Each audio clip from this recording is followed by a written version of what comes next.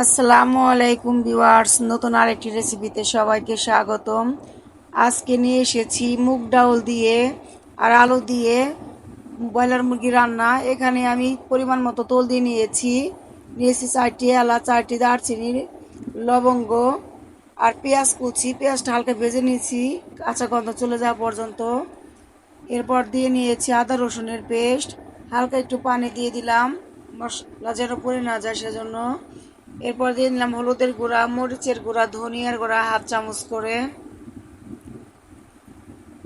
ভালোভাবে কষিয়ে নিচ্ছি। মশলাটা 3 মিনিট কষিয়ে নিব স্বাদ মতো লবণ দিয়ে।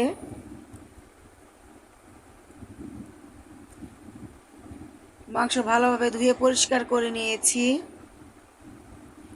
সবার কাছে একটি অনুরোধ, ভিডিও না দেখে কেউ লাইক কমেন্ট করবেন না। ভিডিও না দেখে লাইক কমেন্ট করলে আপনাদের জন্যই ক্ষতি হবে।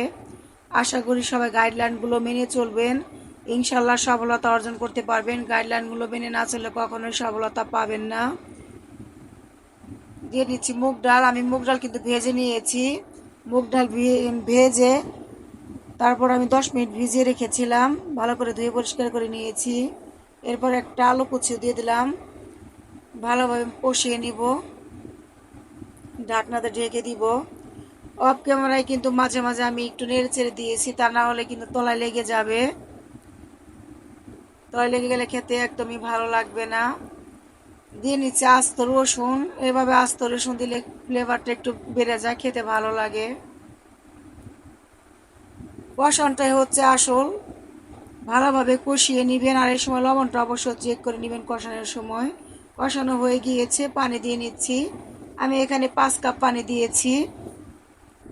একদম মিডিয়াম আছে রান্না করে নেবেন, তার ডালটা ফুটে আসবে ভালো মতো। খুবই মজাদার একটি রান্না, রুটি পরোটা গরম ভাতের সাথে একদম জমে যাবে, এতটা সুস্বাদু একটি রান্না। আমার প্রত্যেকটি রান্না নতুনদের জন্য। নতুনরা যে কেউ আমার রান্না দেখে শিখে নিতে পারবেন। আমি একদম সহজভাবে রান্না করে দেখে দেই।